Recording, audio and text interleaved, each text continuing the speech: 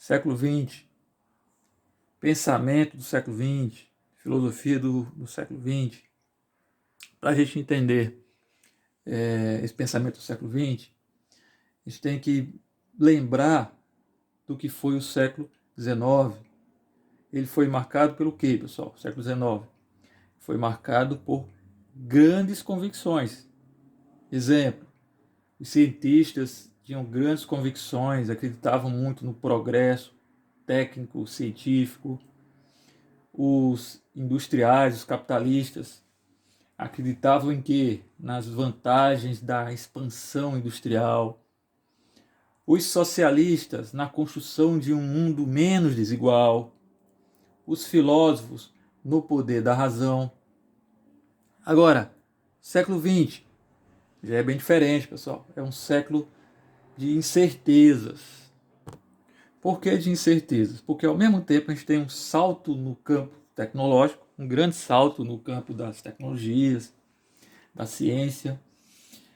Entretanto, pessoal, também no século XX nós temos eventos muito trágicos, eventos nos quais a irracionalidade prevaleceu, e não a racionalidade, a irracionalidade. Por exemplo, no século XX nós tivemos duas grandes guerras mundiais, né, uma escalada de violência nunca antes vista na história da humanidade. No século XX, nós tivemos a barbárie do nazismo. No século XX, nós tivemos a Guerra Fria. O que foi a Guerra Fria? Lembra? Estados Unidos versus União Soviética, polarizando o mundo. Tivemos sim um salto no campo tecnológico, um lado bom, um lado negativo. Né? Qual foi o lado bom? Avanços em telescópios, né? Telescópios hiperpotentes, explorando o universo. Naves espaciais iniciaram a conquista do cosmos. A engenharia genética, né? Registrando enormes avanços, então, coisas positivas. Né? A tecnologia da informação, a tecnologia informacional, né? Se desenvolveu muito, chegou ao cotidiano de milhões de usuários no mundo inteiro. Agora, pessoal, tem um lado negativo também desse salto tecnológico. O que é isso? Né? Que lado negativo é esse? Tivemos uma corrida armamentista, tivemos uma grande ameaça de destruição pela bomba atômica, né? Uma ameaça de destruição do mundo.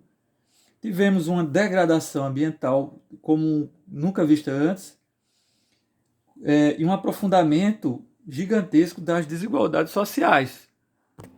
Então, sem valores éticos, a ciência e a tecnologia nem sempre contribuem para o desenvolvimento humano, gente. Né? Essa é a questão.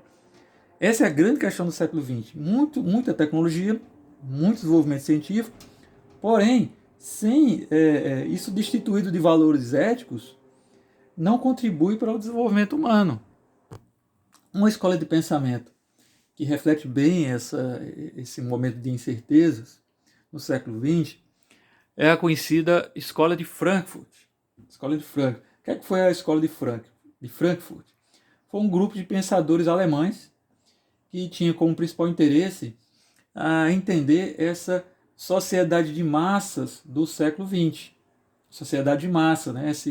Esse avanço tecnológico a serviço da reprodução da lógica capitalista, o consumo e diversão para apaziguar e diluir os problemas sociais, a sociedade de massa, a sociedade do consumo. Então, é um pessoal que visava entender a dinâmica dessa nova sociedade do século XX. Temos dois grandes autores que são considerados clássicos hoje dentro do campo da filosofia, o Max Horkheimer e o Theodor Adorno, dois grandes pensadores que buscaram entender esse momento do século, a dinâmica do século XX. É o pessoal que difundiu o termo indústria cultural, que é um termo que a gente estuda na sociologia também. Então, o que é que esse pessoal constatou? Como esse pessoal caracterizou o século XX, pessoal? Olha só, o pessoal viu uma morte da razão crítica. que seria a razão crítica?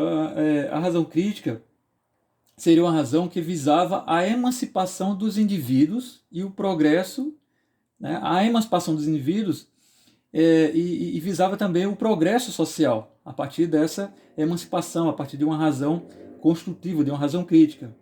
O que é que esse pessoal constata? Esse pessoal, né, o pessoal da escola de Frankfurt, sobretudo o Max Horkheim e o Adorno, constatam que essa razão ela foi asfixiada, né, foi extremamente abalada pelas relações de produção capitalista. O que é que tivemos no século XX? Para esses autores, tivemos o surgimento de uma razão instrumental, uma razão que busca o controle do ser humano e da natureza, que busca o controle do ser humano e da natureza.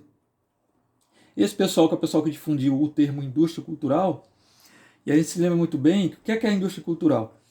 A indústria cultural, pessoal, é essa indústria de diversão de massa, né? A televisão, o cinema, o rádio, né? As revistas, todo esse conjunto de indústria de diversão de massa, isso para esses autores, isso contribuiu para eliminar um tipo de razão mais interessante, uma razão crítica. Então a razão crítica foi sendo asfixiada por toda essa massificação, esse surgimento dessa razão instrumental. Quais as consequências disso? Uma homogeneização dos comportamentos, ou seja, uma massificação das pessoas. Essas são as consequências diretas da indústria cultural. O que é isso na prática? Isso impede que as pessoas assumam uma posição crítica em relação à realidade. Então é uma indústria que vai buscar apenas o consumo, a diversão para apaziguar os problemas, mas que não aprofunda a discussão, né? Que não é uma razão, como se diz, uma razão instrumental e não uma razão crítica. Então é uma época, gente, de grande desesperança, de ausência de consciência revolucionária, né? O pessoal lá do século XIX, sobretudo os socialistas, imaginavam uma classe trabalhadora revolucionária. O que é que a gente tem no século XX? Tem uma desesperança em relação a isso. Temos uma verdadeira ausência de uma consciência por parte dos trabalhadores, de uma consciência revolucionária. Ok, gente? Então é uma época, século XX, uma época de incertezas.